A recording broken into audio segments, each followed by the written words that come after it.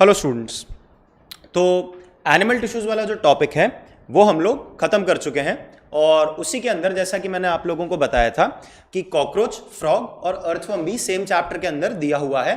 But हम लोगों को ज़्यादा डिटेल में उस चैप्टर में कॉकरोच पढ़ना है बिकॉज जो फ्रॉग और अर्थवर्म वाले टॉपिक्स हैं वो नीट के सिलेबस में उतने डिटेल में नहीं है।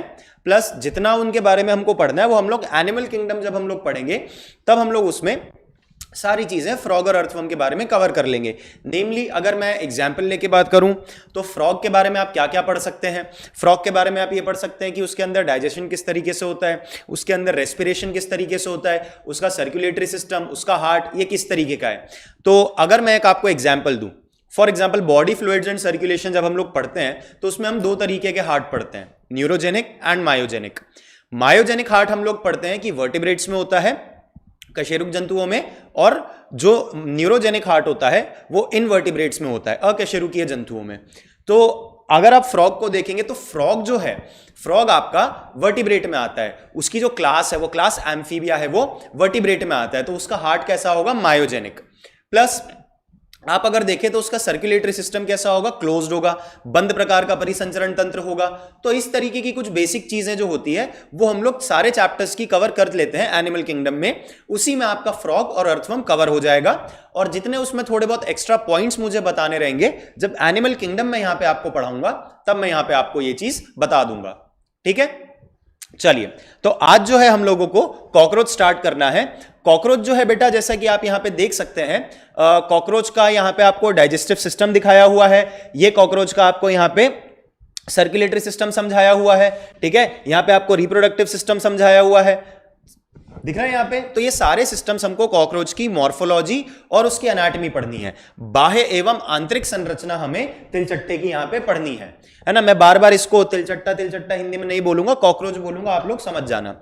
तो मॉर्फोलॉजी मतलब बाह्य संरचना और एनाटॉमी मतलब आंतरिक संरचना, ये दोनों चीजें हम लोगों को कॉकरोच के बारे में पढ़नी है। ठीक है, तो सबसे पहले तो बेटा अपने दिमाग में ये देखो, हम लोग जब भी कॉकरोच को देखते हैं, what we fail to understand is that we are only brave until we realize cockroach has wings। हम तब तक ही बहादुर होते हैं जब तक हमको ये नहीं पता होता कि कॉकरोच के पंख होते हैं। एक बार वो समझ में आ गया, ठीक है, फिर तो सारी बहादुरी निकल जाती है। और घर की फीमेल्स के लिए तो एक यूनिवर्सल ऑब्जेक्ट है डरने के लिए कॉकरोच जो है। तो इस बात को ध्यान में रखते हुए हम लोग पहले उसकी क्लासिफिकेशन की बात करते हैं, कॉकरोच के वर्गीकरण की बात करते हैं। कॉकरोच के अगर आप फाइलम की बात करोगे तो फाइलम होता है आर्थ्रोपोडा। ठीक है, आप चाहो तो आप यहां पे बता सकते हो कि भाई उसका किंगडम एनिमेलिया है, ठीक है, जंतु जगत में आता है, जिसमें से फाइलम उसका आर्थ्रोपोडा है। आर्थ्रोपोडा में उसकी जो क्लास है वो है इंसेक्टा, जीनस पेरिप्लेनेटा और स्पीशीज जो है वो अमेरिकाना है। तो ये जो नॉर्मली हमको हमारे घरों में कॉकरोच देखने को मिलता है, इसका नाम क्या है, पेरिप्लेनेटा अमेरिकाना। अब इसमें एक बहुत इंपॉर्टेंट बात जो आपको याद रखनी है वो ये है कि जो कॉकरोचेस होते हैं, हो सकता है आपको आने वाली स्लाइड्स पे लिखा हुआ भी मिल जाए, बट मैं मेरी तरफ से एक बार ये चीज आपको बताना चाह रहा हूं। कॉकरोचेस जो होते हैं वो कैसे एनिमल्स होते हैं, वो होते हैं नॉकटर्नल एनिमल्स। नॉकटर्नल एनिमल्स का मतलब होता है रात्रिचर या निशाचर प्राणी होते हैं। रात को इनकी एक्टिविटी जो होती है वो ज्यादा होती है। यूजुअली जहां पे अंधेरा होता है, मॉइस्चर होता है, ऐसी जगहों से ये क्या होता है, ये वहां से बाहर निकलते हैं। ठीक है, समझ में आई इतनी बात। तो कॉकरोचेस ये उसका वर्गीकरण हो गया। फाइलम आर्थ्रोपोडा है, क्लास इंसेक्टा, जीनस पेरिप्लेनेटा और स्पीशीज अमेरिकाना। नॉकटर्नल एनिमल होते हैं, नम जगहों पे, डैम्प जगहों पे, अंधेरी जगहों पे, डार्क प्लेसेस पे इनको रहना ज्यादा पसंद होता है।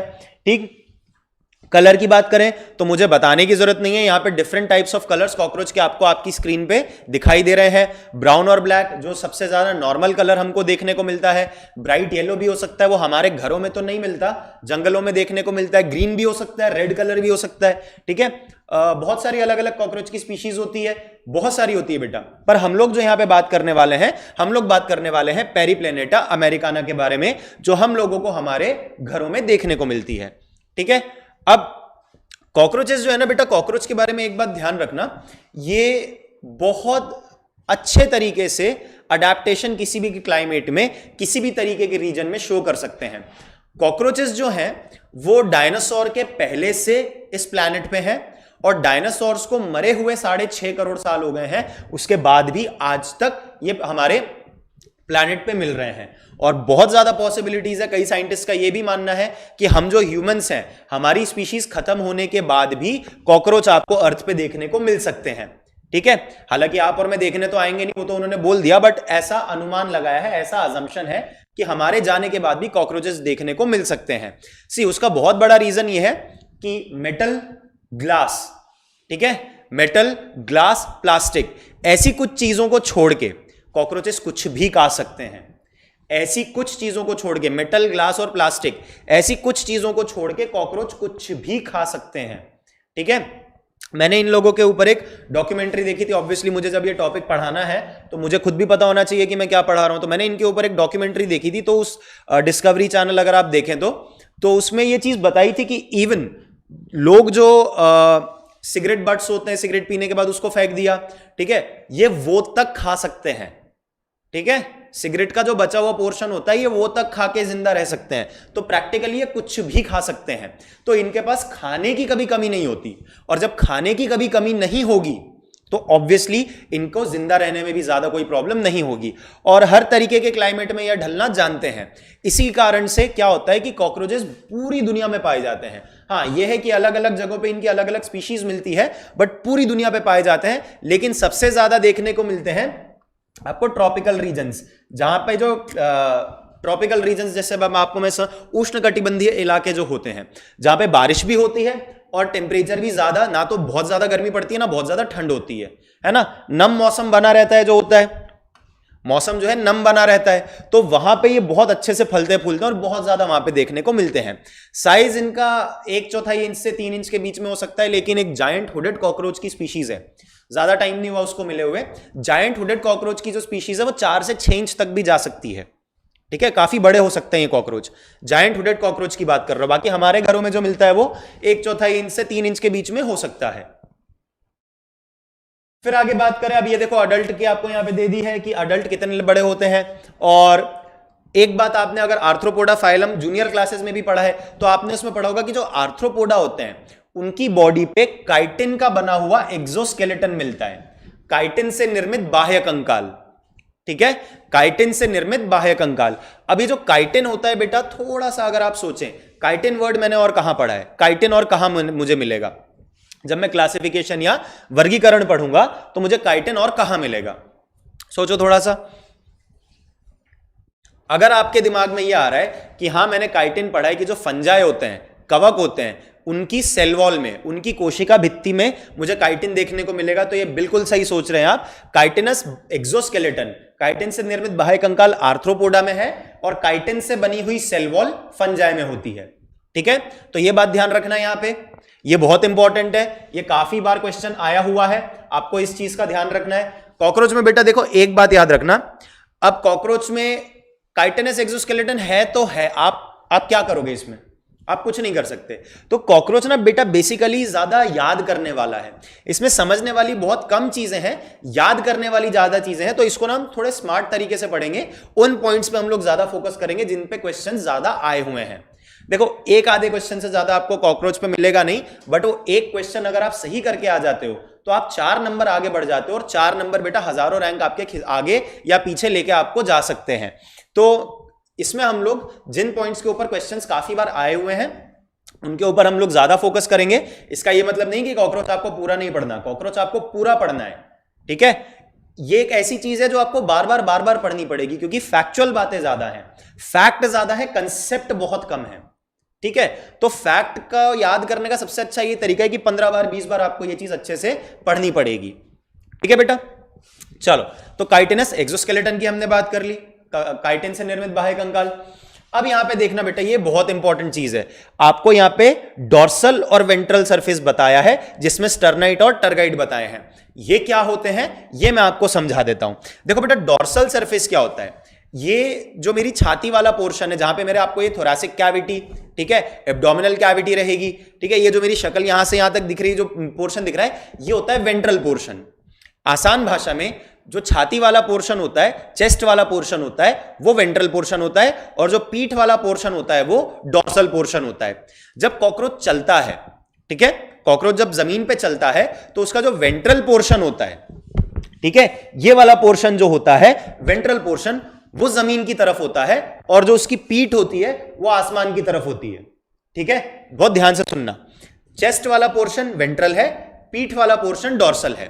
जब कॉकरोच जमीन पे चलेगा, जब कॉकरोच जमीन पे चलेगा तब क्या होगा, तब उसका जो वेंट्रल पोर्शन है वो जमीन की तरफ होगा और चेस्ट वाला पोर्शन आसमान की तरफ। और ज्यादा आसान भाषा में अगर इसको बात करना चाहे तो बेटा पंख तो पीठ पे ही होंगे ना। ठीक है, पंख आपके यहां पे पीठ से ही निकलेंगे ना, बात समझ आ रही है। विंग्स जो होंगे वो आपकी पीठ से ही निकलेंगे, तो विंग्स वाली जगह जो हो गई वो डॉर्सल हो गई। ठीक है, और दूसरी जो हो गई वो वेंट्रल हो गई।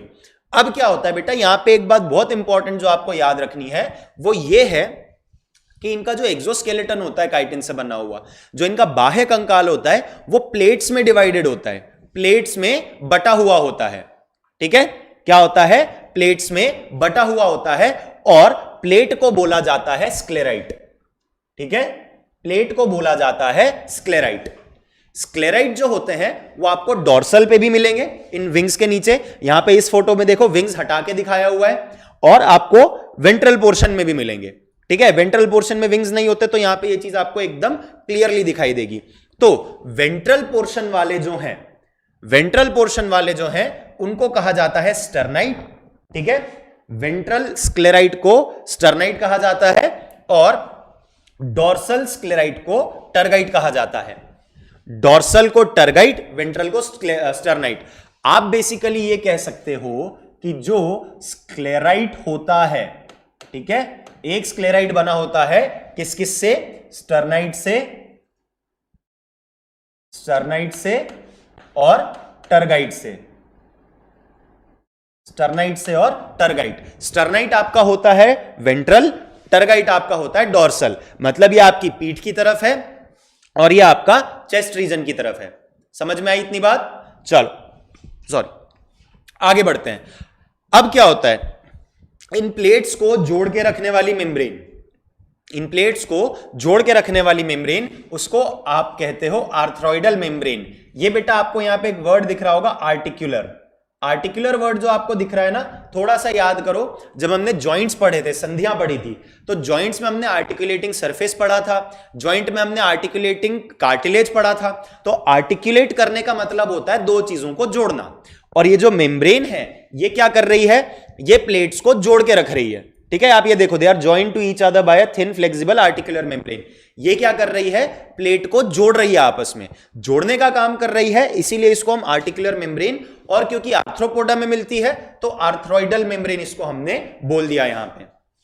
ठीक है, इसको हमने आर्थ्रोइडल मेम्ब्रेन यहां पे बोला। बात समझ में आई बेटा? आगे बढ़े, चलो तो आगे बढ़ते हैं और अब इसकी बॉडी की बात करते हैं। बॉडी को आप तीन भागों में बांट सकते हो, हेड, थोरैक्स, एब्डोमेन। ठीक है, हेड, थोरैक्स, एब्डोमेन। हेड मतलब शीर्ष, थोरैक्स आपका होता है वक्ष, और एब्डोमेन मतलब होता है उदर। तो शीर्ष, वक्ष और उदर में कॉकरोच की बॉडी को बांटा जा सकता है, हेड, थोरैक्स और एब्डोमेन में इसको हम लोग बांटते हैं।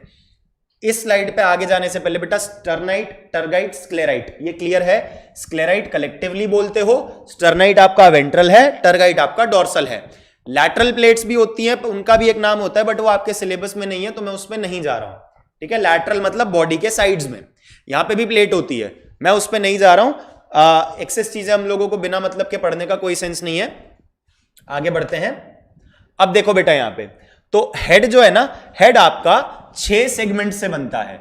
6 सेगमेंट जो होते हैं वो मिलके हेड बनाते हैं, और हेड जो होता है ना बेटा, हेड आपकी बॉडी से राइट एंगल पे होता है। अगर मैं आपको बना के समझाना चाहूं, ठीक है, तो अगर आप, ये कॉकरोच की बॉडी हो गई, ठीक है, अगर आप इसको कॉकरोच की बॉडी मान रहे हो, तो हेड जो है, हम लोग कह रहे हैं, हम लोग हेड को क्या कह रहे हैं, हेड रफली ट्राइंगुलर है।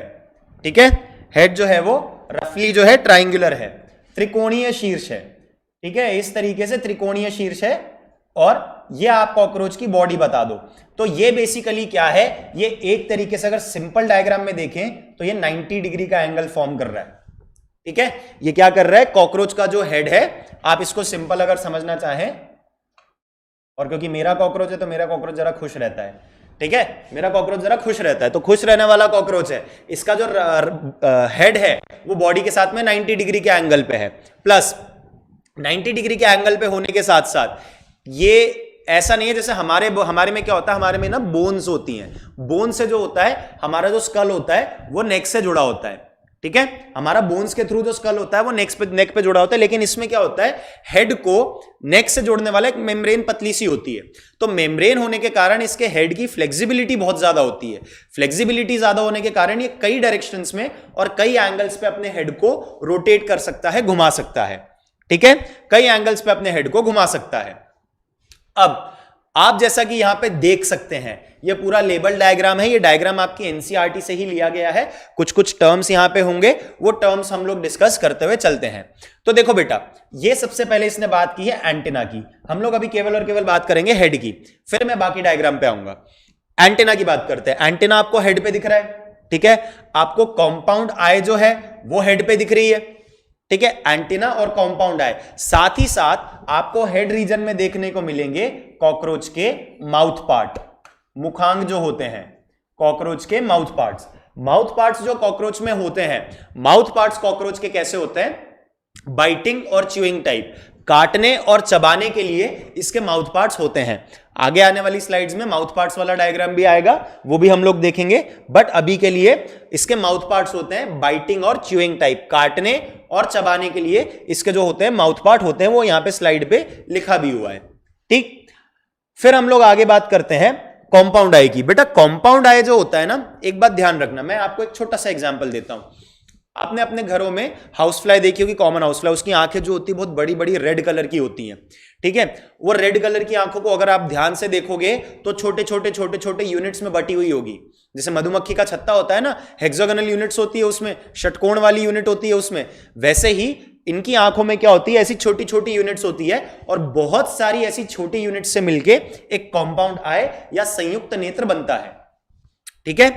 कॉकरोच की एक आंख में ऐसी 2000 छोटी छोटी यूनिट्स हो सकती हैं, 2000 एक आंख में, और इन छोटी यूनिट्स को हम लोग कहते हैं ओमेटीडिया। एक को बोलेंगे ओमेटीडियम, एक से ज्यादा को बोलेंगे ओमेटीडिया। तो 2000 ओमेटीडिया से मिलके एक संयुक्त नेत्र, एक कंपाउंड आई बनती है, ठीक है।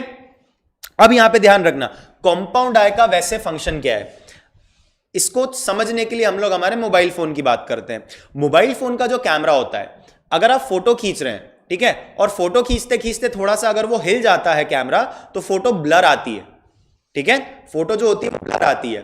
तो जो विजन होता है ना बेटा, कॉकरोच का जो विजन होता है, ठीक है, कॉकरोच का विजन इसी तरीके से ब्लर विजन होता है, उसको ब्लर दिखाई देता है।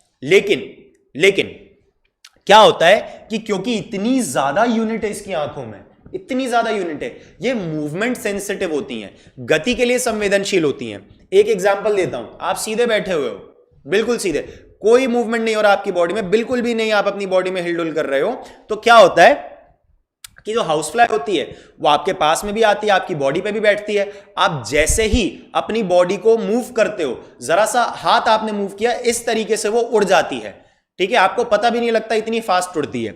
इनको ठीक से दिखाई नहीं देता है, लेकिन मूवमेंट बहुत जल्दी पकड़ लेते हैं, ठीक है, मूवमेंट बहुत जल्दी पकड़ लेते हैं। तो पहली बात तो ये, कंपाउंड आई होने के कारण इनकी जो आंखें होती है वो मूवमेंट सेंसिटिव होती हैं, गति के लिए संवेदनशील होती है। दूसरी बात, क्योंकि इतनी सारी इनकी आंखों में यूनिट है, तो इनको बहुत सारी इमेजेस बनती है, इनकी आंखों में बहुत सारी इमेजेस बनती हैं, ठीक है। तो ऐसे विजन को हम लोग कहते हैं मोज़ेक विजन। कॉकरोच में आपको मोज़ेक विजन देखने को मिलता है, हर यूनिट, हर ओमेटीडियम अपनी एक इंडिपेंडेंट इमेज बनाता है, और ऐसे विजन को हम लोग मोज़ेक विजन बोलते हैं, ठीक है बेटा, समझ में आई बात। चलो अब आगे बढ़ते हैं, अब बात करते हैं प्रोनोटम की। प्रोनोटम बेसिकली जो होता है ना आपका, थोरैक्स को आप 3 पार्ट में बांट सकते हो कॉकरोच के, वक्ष को आप 3 पार्ट में बांट सकते हो, प्रोथोरैक्स, ये ठीक है, फिर मीजोथोरैक्स और मेटाथोरैक्स, ठीक है, प्रोथोरैक्स, मीजोथोरैक्स और मेटाथोरैक्स। तो प्रोनोटम जो होता है, प्रोनोटम प्रोथोरैक्स की प्रोटेक्टिव कवरिंग होती है। प्रोनोटम जो होता है वो प्रोथोरैक्स की एक रक्षा कवच के तौर पे कवरिंग होती है, उसका आवरण होता है, प्रोटेक्टिव कवरिंग होती है वो प्रोथोरैक्स की। और जैसा कि आप लोग यहां पे देख सकते हैं कि कॉकरोच में, मैं एक स्लाइड पीछे जाता हूं, जैसा कि आप लोग खास करके यहां पे देखो इस वाले फोटो में, इसमें आपको हर सेगमेंट में से, यहां देखो आपको क्लियर डिविजन्स दिखाई दे रहे हैं। ये देखो यहां पे आपका प्रोथोरैक्स, मीजोथोरैक्स, मेटाथोरैक्स, हर सेगमेंट में से एक पेयर ऑफ लेग्स आपको दिख रहा है, एक जोड़ी टांगे आपको हर थोरैक्स के सेगमेंट में दिखाई दे रही है। ठीक है, तो 3 थोरैसिक सेगमेंट है, हर सेगमेंट में से एक टांगों की जोड़ी, एक पेयर ऑफ लेग्स निकल रहा है, तो टोटल 6 लेग्स हो गए इसके पास में।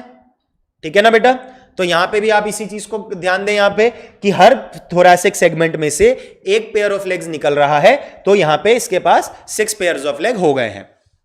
ठीक, फिर एक नया टर्म आपको देखो यहां पे, ये मीजोथोरैसिक लेग आपको दिख रहा है, मेटाथोरैसिक लेग आपको दिख रहा है, तो ये चीज इसी की बात मैं कर रहा था। अब यहां पे आपको 2 चीजें दिख रही है, एक आपको दिख रहा है टेगमिना और एक दिख रहा है हाइंड विंग।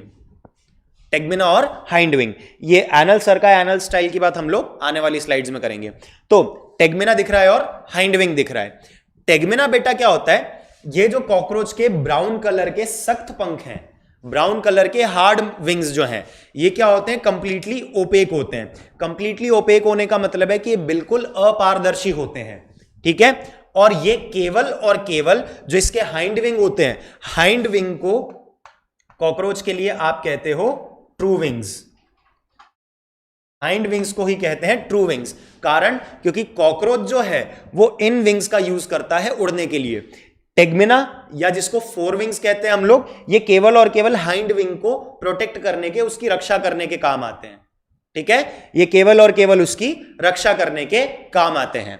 ठीक है बेटा, समझ में आई इतनी बात? ये कॉकरोच का एक डायग्राम है जो आपकी एनसीईआरटी में आपको दिया हुआ है। ठीक है, चलो आगे बढ़ते हैं।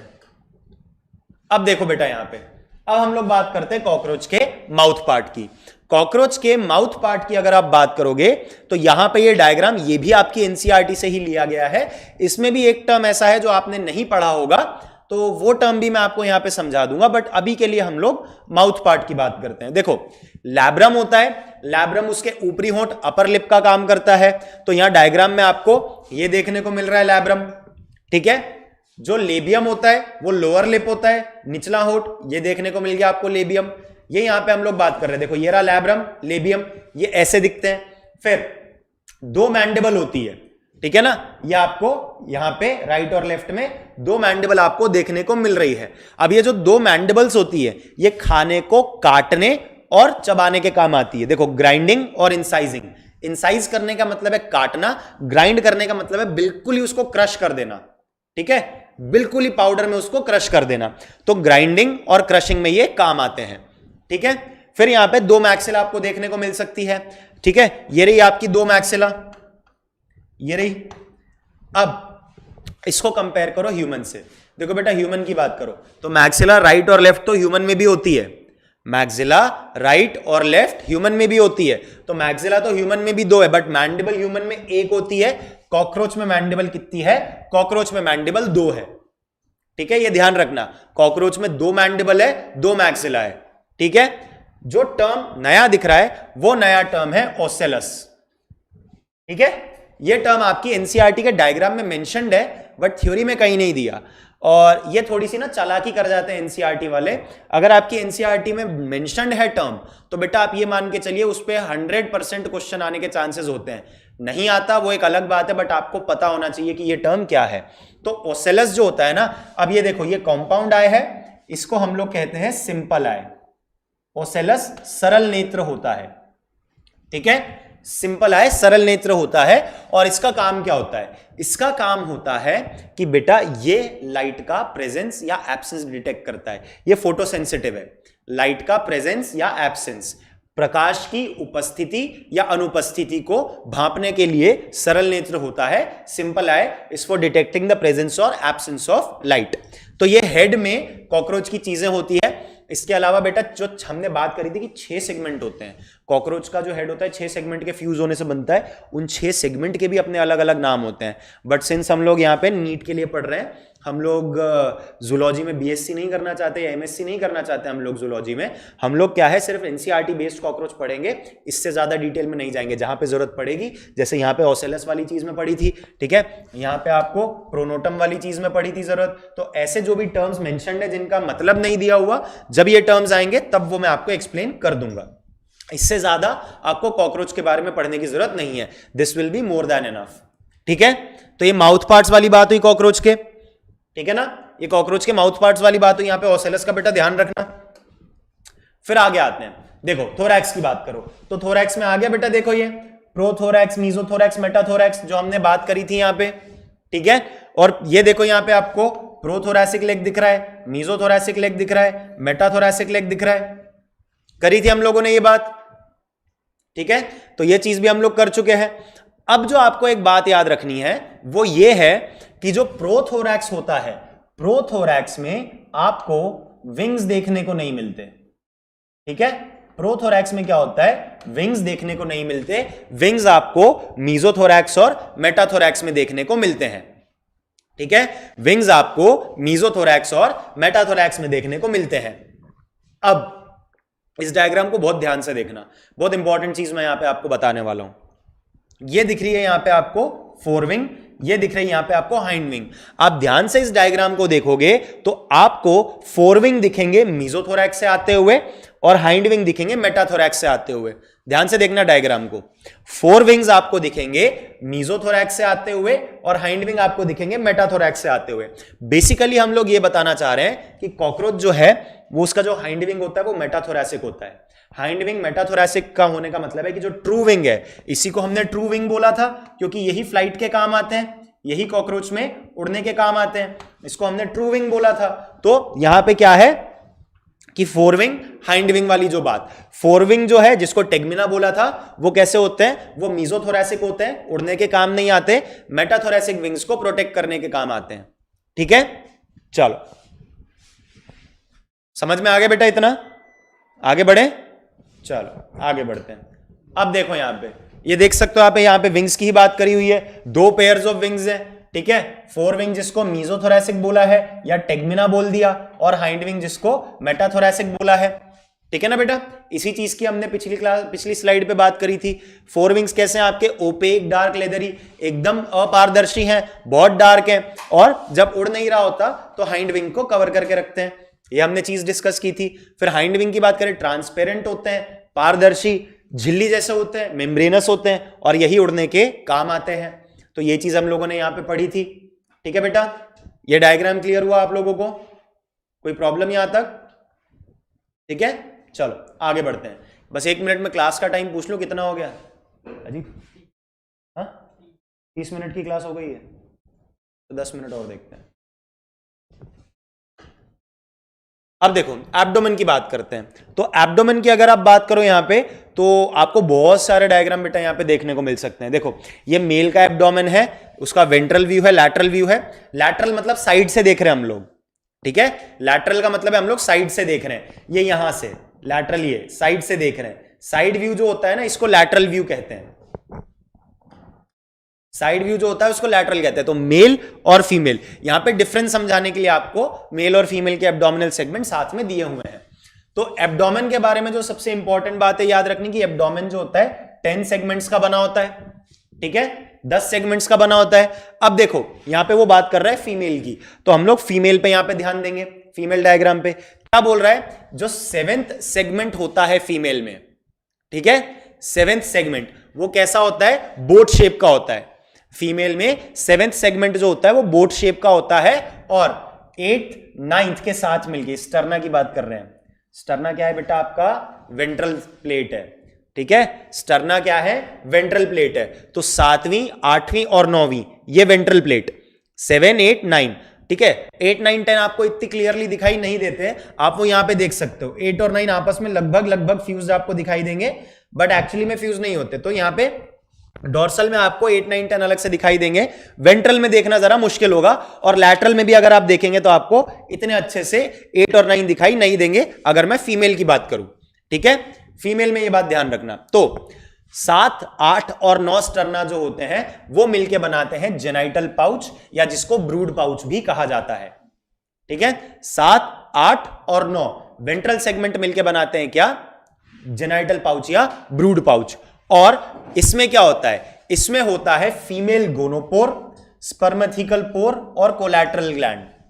ये अभी सिर्फ हम लोग मॉर्फोलॉजी पढ़ रहे हैं, इसकी फिजियोलॉजी भी हम लोग देखेंगे, एनाटॉमी भी देखेंगे, तब हम लोग फीमेल गोनोपोर, स्पर्मेथिकल पोर और कोलैटरल ग्लैंड तीनों के फंक्शन पढ़ेंगे हम लोग।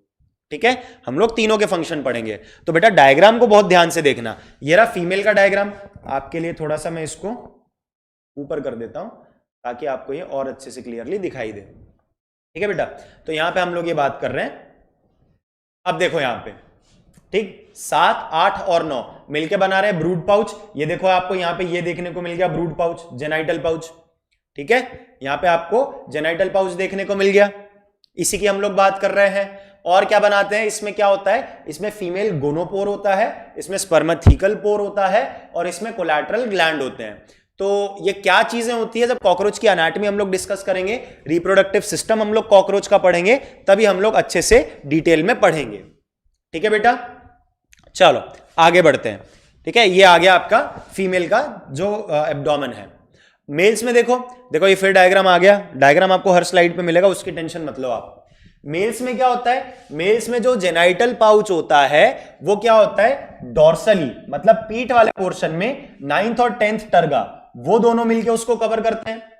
9th और 10th ये दोनों मिलके उसको कवर करते हैं, लेकिन वेंट्रल केवल 9th वाली प्लेट कवर करती है। थोड़ा सा कंफ्यूजिंग है, मुझे पता है, इसको फिर से पढ़ो। जब आप डॉर्सल रीजन की बात करोगे, यहां पे देखना, ठीक है, ये रहा डॉर्सल।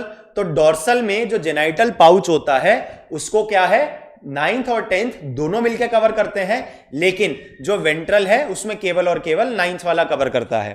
ठीक है, बाहर से कवर करने की बात कर रहे हैं। डॉर्सली 9th और 10th दोनों कवर करेंगे, वेंट्रली केवल और केवल 9th वाला स्टर्नम कवर करेगा। तो डॉर्सल में देखो आपको टर्गा बोला जा रहा है, वेंट्रल में आपको स्टर्नम या स्टर्नाइट का एक और नाम होता है। तो इसको हम लोग क्या बोलेंगे कि dorsal anus, ventral mail genital पोर और गोनेपोफाइसिस, सारी चीजें हम लोग रिप्रोडक्टिव स्ट्रक्चर में देखेंगे। एनस होता है मेल के पास जो जेनाइटल पाउच में, मेल गोनोपोर होता है जैसे उसमें फीमेल गोनोपोर था, और गोनेपोफाइसिस होता है मेल के अंदर, किसमें? जेनाइटल पाउच में। ठीक है, ये हम लोग जब कॉकरोच में रिप्रोडक्टिव सिस्टम पढ़ेंगे तब इसको और डिटेल में देखेंगे कि एक एक चीज जो है वो क्या क्या काम करती है। अब देखो बेटा, यहां पे देखो, ये बहुत इंपॉर्टेंट चीज है, इसको ध्यान से सुनना। यहां पे हम लोग डिफरेंस बता रहे हैं कि आप जब एब्डोमेन देखोगे कॉकरोच का, तो आप किस बेसिस पे बता पाओगे कि कौन सा कॉकरोच मेल है और कौन सा कॉकरोच फीमेल है? किस आधार पे आप मेल और फीमेल बताओगे? तो जो एनल स्टाइल होते हैं ना बेटा, एनल स्टाइल, ये केवल और केवल आपको मेल में देखने को मिलते हैं, फीमेल में आपको एनल स्टाइल देखने को नहीं मिलेंगे। ठीक है, लेकिन जो एनल सर्काई होते हैं, एनल सर्काई आपको दोनों में देखने को मिलते हैं, मेल और फीमेल में, लेकिन एनल स्टाइल जो होते हैं ये केवल और केवल आपको मेल्स में देखने को मिलते हैं। ठीक है, केवल और केवल आपको मेल्स में देखने को मिलते हैं। तो मॉर्फोलॉजी के बेसिस पे, बाह्य संरचना के आधार पे आप ऐसे बता सकते हो कि कौन सा कॉकरोच मेल है, कौन सा कॉकरोच फीमेल है। अब जैसे यहां पे एनल सर्कस तो मिल रहा है और साथ में क्या मिल रहा है? एनल स्टाइल, तो ये मेल कॉकरोच हो गया। Anal style plus anal circus, ये कौन हो गया? Male cockroach. अगर फीमेल कॉकरोच होती, फीमेल कॉकरोच में केवल और केवल आपको एनल सर्काई देखने को मिलते, एनल स्टाइल आपको देखने को नहीं मिलता। ठीक है, तो ये कॉकरोच की एक और मॉर्फोलॉजिकल फीचर हो गया जो बहुत इंपॉर्टेंट है। ठीक है, अब आप यहां पे देख सकते हो डिफरेंस बता रखे हैं कॉकरोच मेल फीमेल और मेल और फीमेल कॉकरोच में। तो मेल जैसा कि आप देख सकते हैं बड़े साइज का होता है, जो लगभग आपको हर एनिमल में देखने को मिलेगा, कुछ एक्सेप्शंस होते हैं बट देख सकते हो आप। अब मेल में एक और बहुत इंपॉर्टेंट, मेल के जो विंग्स होते हैं ना, मेल के विंग्स एब्डोमेन से आगे निकलते हैं। ये देखो यहां पे, ये बेटा इस वाले पॉइंट पे देखो आप, ये वाले पॉइंट पे एब्डोमेन खत्म हो गया। ठीक है, देखना इसको, यहां से ये देखो, ये आपके निकले एक, ये निकला एक, तो यहां पे एब्डोमेन खत्म हो गया, लेकिन जो विंग्स हैं वो एब्डोमेन के आगे तक जा रहे हैं। तो ये मेल में होता है, फीमेल में ऐसा नहीं होता। जितनी एब्डोमेन की लेंथ है, जितनी एब्डोमेन की लंबाई है, उतनी ही विंग्स की लंबाई है। ठीक है बेटा, उतनी ही विंग्स की लंबाई है, बट मेल में क्या होता है, विंग्स एब्डोमेन के साइज से थोड़े ज्यादा होते हैं। मेल का एब्डोमेन भी नैरो होता है, पतला एब्डोमेन होता है, फीमेल का एब्डोमेन ब्रॉड होता है, एनल स्टाइल प्रेजेंट है, ठीक है, जैसा कि अभी पिछली स्लाइड में देखा, एनल स्टाइल केवल मेल में होते हैं, फीमेल में एनल स्टाइल नहीं होते, और ब्रूड पाउच, ठीक है, मेल के अंदर ब्रूड पाउच नहीं होता, जेनाइटल पाउच उसको बोल दिया जाता है, बट टेक्निकली वो ब्रूड पाउच होता है, ठीक है, वो फीमेल में होता है, मेल के अंदर ब्रूड पाउच आपको देखने को नहीं मिलता। तो ये कुछ मॉर्फोलॉजिकल फीचर्स हैं जो डिफरेंशिएट करते हैं मेल और फीमेल कॉकरोच को, ठीक है। अब आते हैं कॉकरोच की एनाटॉमी पे। तो आई थिंक 35-40 मिनट्स की क्लास हो चुकी है। एनाटॉमी ऑफ कॉकरोच जो है ये हम लोग जब अगली क्लास में मिलेंगे तब पढ़ेंगे। तब तक के लिए यहां पे जो मॉर्फोलॉजिकल फीचर्स हम लोग डिस्कस कर चुके हैं उसको जरूर याद रखना। ये डिफरेंस बहुत ज्यादा इंपॉर्टेंट है, आपको ये जरूर याद करना है, पॉजिटिवली इसको ध्यान में रखिएगा, ठीक है। तो कॉकरोच के लिए हम लोग अगली क्लास में मिलेंगे, तब तक के लिए स्टे सेफ, स्टे